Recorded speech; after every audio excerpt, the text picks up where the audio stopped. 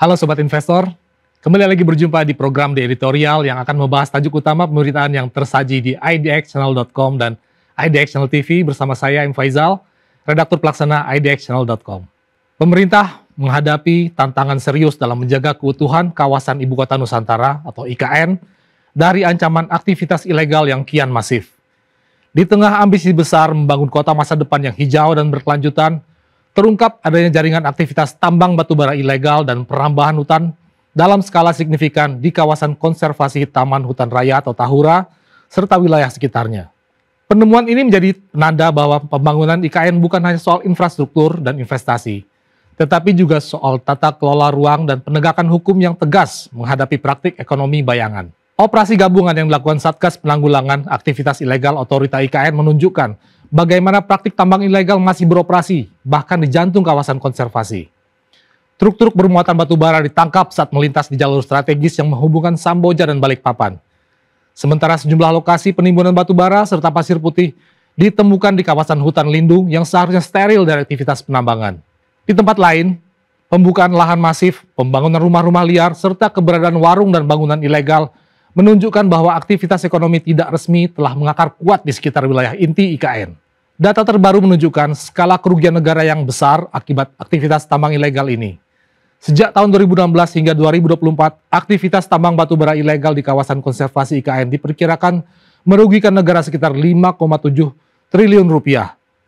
Kerugian tersebut terdiri dari depresi batubara senilai 3,5 triliun dan kerusakan hutan seluas kurang lebih 4.236 hektar senilai 22,2 triliun rupiah.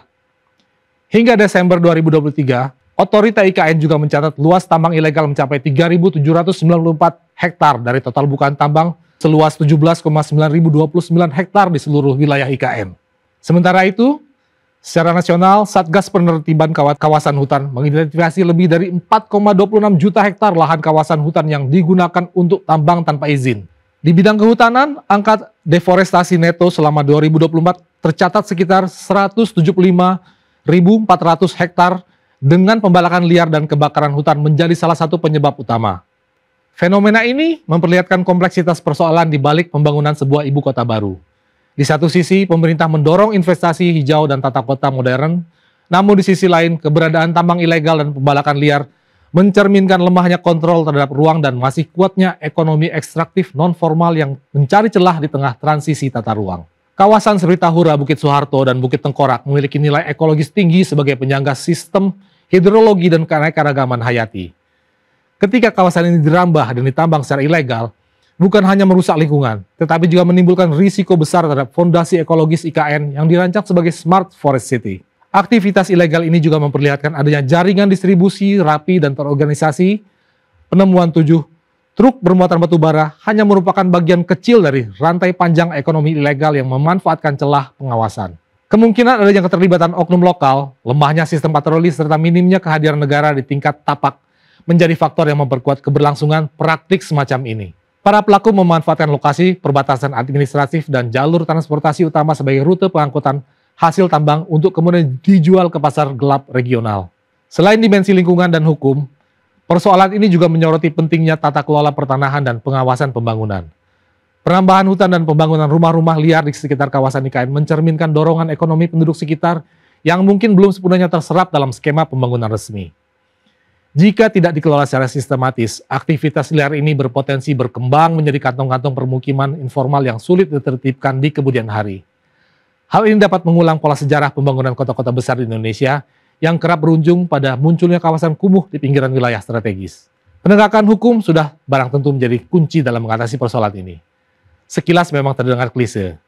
Akan tetapi, proses hukum terhadap pelaku tambang ilegal dan perambah hutan harus dilakukan secara simultan dan konsisten agar memberikan efek jera. Namun, penegakan hukum saja tidak cukup. Pemerintah juga perlu memperkuat sistem deteksi dini, memperluas kolaborasi dengan masyarakat adat dan desa sekitar, serta memastikan koordinasi yang solid antara otorita IKN, pemerintah daerah, kepolisian, dan lembaga kehutanan.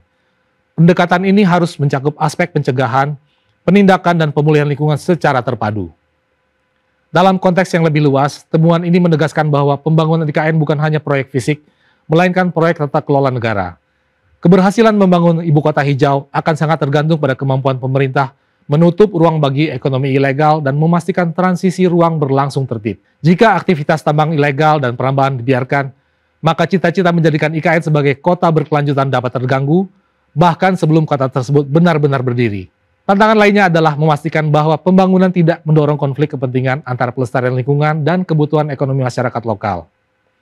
Banyak pelaku tambang dan perambah hutan ilegal sesungguhnya merupakan warga sekitar dengan akses ekonomi yang terbatas. Karena itu, penegakan hukum harus disertai dengan strategi pemberdayaan dan penyediaan alternatif ekonomi yang legal dan berkelanjutan. Tanpa pendekatan sosial yang komprehensif, aktivitas ilegal akan terus bermetamorfosis mengikuti celah kebijakan. Kasus tambang ilegal dan perambahan hutan di kawasan IKN seharusnya menjadi alarm keras bagi seluruh pemangku kepentingan. Pembangunan kota baru bukan hanya sekedar urusan merancang bangunan dan jalan, tetapi juga memastikan tata kelola sumber daya berjalan sesuai hukum dan rencana tata ruang. Pemerintah perlu memperkuat pengawasan, mempercepat penyusunan aturan turunan yang jelas mengenai kawasan konservasi, serta melakukan penertiban secara konsisten. Penindakan terhadap pelaku ilegal harus disertai transparansi proses hukum agar publik melihat keseriusan negara. Pada akhirnya, menjaga IKN berarti menjaga integritas lingkungan dan hukum secara bersamaan. Tanpa keduanya, pembangunan kota baru berpotensi dibayangi masalah klasik, perusakan lingkungan, ekspansi ekonomi ilegal, dan lemahnya kontrol tata ruang. Kasus ini menjadi ujian apakah IKN benar-benar akan menjadi simbol tata kelola modern yang kuat, atau justru mengulang kesalahan lama dalam wajah baru. Demikian program di editorial edisi kali ini. Saya M. Faizal, pamit undur diri.